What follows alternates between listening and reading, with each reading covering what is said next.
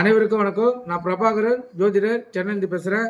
இப்போ என்ன சொல்ல போகிறேன்னா, உங்கள் எண்ணம் நிறைவேறுமா அதை பற்றி தான் சொல்ல போகிறேன். கற்றுக் கொண்டு பயன்பெறுங்க. 5ஆம் இடம் தான் உங்கள் எண்ணம். 5ஆம் இட அதிபதி இருக்கும் நிலையை பொறுத்து தான் உங்கள் எண்ணம் நிறைவேறுமா நிறைவேறாதான்னு நீங்கள் அறிஞ்சிக்க முடியும். கற்றுக்கொள்ளுங்க.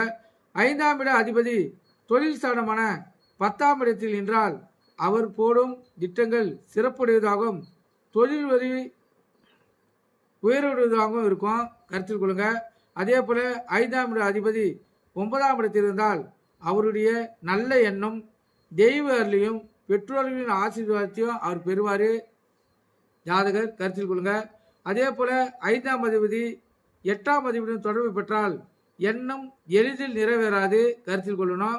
5ஆம் இடத்தில் நீசகிரகங்கள் இருந்தாலும் துஸ்தானங்கள் இருந்தாலும் எண்ணங்கள் குழப்பம் ஞாபக சக்தி குறைவு ஏற்படும். கருத்தில் கொள்ளுங்க. 5ஆம் இடத்தில் பாவகிரகங்கள் இருந்தால் ஈவு இறுக்கம் இல்லாதவராகவும் கெட்ட காரியங்கள் செய்வதில் துணிவு மிக்கவராகவும் அந்த ஜாதகர் யாராக இருந்தாலும் இருப்பாங்க. கருத்தில் கொள்ளுங்க.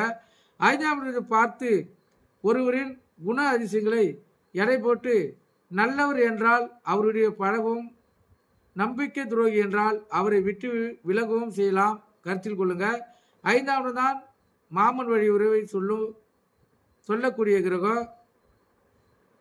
பஞ்சமத்திலே பாம்பு இருந்தால் மாமன் பஞ்சாய் பரப்பான் என்பார்கள். கருத்தில் கொள்ளுங்க.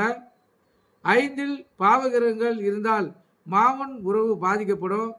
ஜாதகரின் நல்ல காரியங்களுக்கு மாமன்கள் தோஷம் கொடுத்து துணை நிற்க மாட்டார்கள். ஒருவேளை மாமக்காரகன் புதன் வெளிகளில் நல்ல நிலையில் இருந்தால் உறவில் இனிமைகள் தேடி வரலாம். கருத்தில் கொண்டு பயன்பெறுங்க. நன்றி, வணக்கம்.